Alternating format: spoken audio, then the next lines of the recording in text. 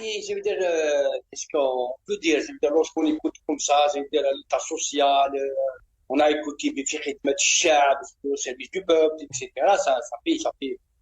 Mais lorsqu'on traduit sur le plan d'un texte de loi, il n'y a pas de, il y a pas de, y a pas de bah, on a parlé d'un discours qui favorise beaucoup plus l'équilibre entre les prix des produits, le pouvoir d'achat, arrêter l'inflation, etc. On a parlé comme ça, mais en réalité, ça ne traduit pas la réalité.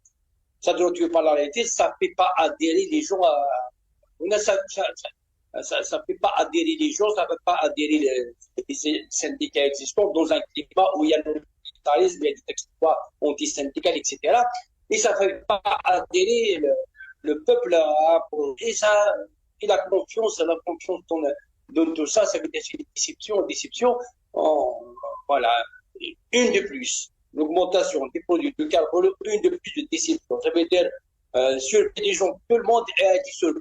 Personnellement, nous sommes tous surpris par l'augmentation. Ça veut dire, nous suivons un peu, nous essayons un peu de lire entre les lignes, etc., c'est pas d'avoir des lectures avec, ça par l'augmentation, nous savons il y aura, par exemple, des vignettes pour les automobiles, GPL, avant, il n'y a pas, il y aura un peu d'évaluation, un peu des taxes sur les factures d'électricité, etc., d'habitation, comme ça. Il y a des choses qu'on essaie de détecter au niveau de la loi de finances, mais on était surpris par l'augmentation des calculs et cette manière de gestion a fait naître un peu au niveau du peuple une méfiance, un mépris. Nous constatons qu'ils nous sont méprisés. Le peuple algérien est méprisé dans son chair. Il n'est pas consulté.